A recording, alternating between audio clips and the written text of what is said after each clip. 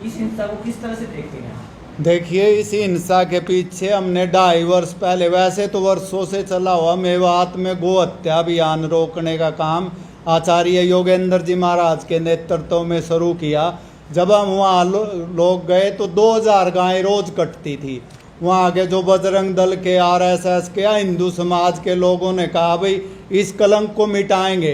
तो इस दौरान वहाँ के जो राजनेता हैं, मैं किसी पार्टी विशेष का एजेंट नहीं हूँ, मामन खान ने सबसे पहले विरोध विधानसभा में शुरू कर दिया और 2000 गायें रोज कटती थी। जो वरुण सिंह SP लगे थे उन्होंने बहुत ज़्यादा सहयोग किया और 80% गो हत्या बंद हो गई मेवात के अंदर। तो जो वहाँ के मुस्लिम कसाई थे या गायें खाने वाले मुस्लिम लोग थे, उनको दर्द था भाई बजरंग दल के लोग आते हैं, गोरक्षा दल के लोग आते हैं, इनको कैसे यहाँ से भगा जाए। और जो जुनेद और नासिर की जो हत्या हुई वो बहुत बड़े गो हत्यारे थे, 5 मुकदमे थे उन पे और वर्षों से गायें काट रहे थे, इनामी बदमाश थे। जब उनका कहीं टकराव हुआ, किससे हुआ, अभी CBI जांच की हमने मांग की है बार बार। वो भिवानी के पास जले हुए उनके कंकाल मिले। उसके बाद से पूरे देश के, पूरे संसार के मुसलमान एक हो गए कि 2 मुसलमान जला दिए। एक भी मुसलमान नेता ने ये नहीं कहा कि भाई ये गो हत्यारे भी थे। एक भी ओवैसी ने या मामन खान ने ये नहीं बोला कि भाई आप गाय हत्या बंद करो। मेवात में जो गो हत्या हो रही, लव जिहाद है, चोरी है, आप इसको बंद करो। उसकी बजाय उस मुद्दे को इतना हाईलाइट किया हिंदू समाज को, गोरक्षा दल को बदनाम करने के लिए।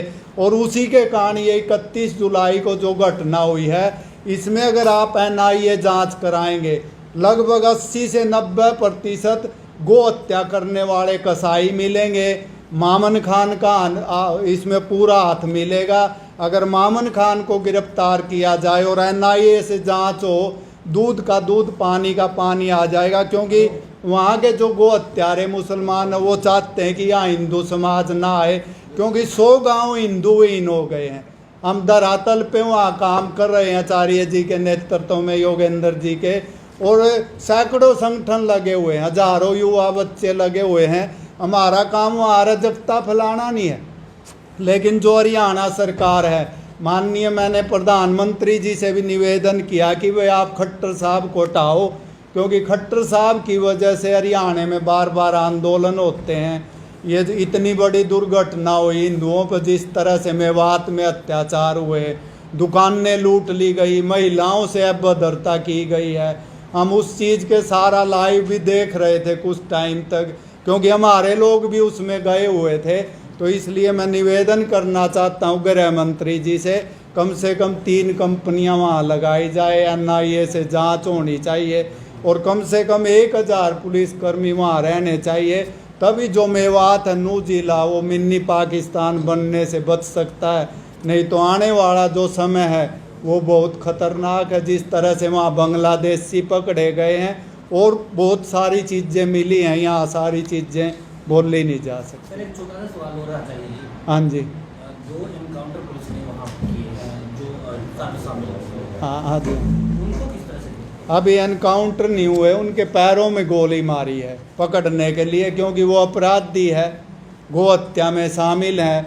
तो अगर मान ले हरियाणा की जो पुलिस है वो कमज़ोर नहीं है, जो हरियाणा का मुख्यमंत्री अगर एक दिन के लिए योगी बन जाए, जैसे योगी आदित्यनाथ जी करते, मैं तो 2.5 साल से बोल रहा था भी बुलडोजर चलाओ गो हत्यारों के घर पर, अपराधियों के घर पर, जैसे योगी जी चलाते हैं। लेकिन मेरी किसी ने नहीं सुनी। मामन खान को गिरफ्तार करो, 2.5 साल से हम चिल्ला रहे हैं, किसी ने नहीं सुनी और उसी की वजह से इतनी बड़ी दुर्घटना हो गई। मामन खान पे भी अब कार्रवाई हो गई और बुलडोजर भी चल गया, पूरी नहीं हुई है, उसको जेल भेजना चाहिए। क्योंकि जब तक आप सच्चाई घटना नहीं जानेंगे, हम मेवात में रह रहे हैं, हमें वहाँ का धरातल का पता है। जब देश आज़ाद हुआ 70 से 80% हिंदू थे कई गांव में, वो आज 10% रह गए, वो कहाँ चले गए। तो इसलिए वहाँ हिंदू प्रताड़ित है। सरकार को ध्यान देना चाहिए और लगाम लगानी चाहिए अपराध पे।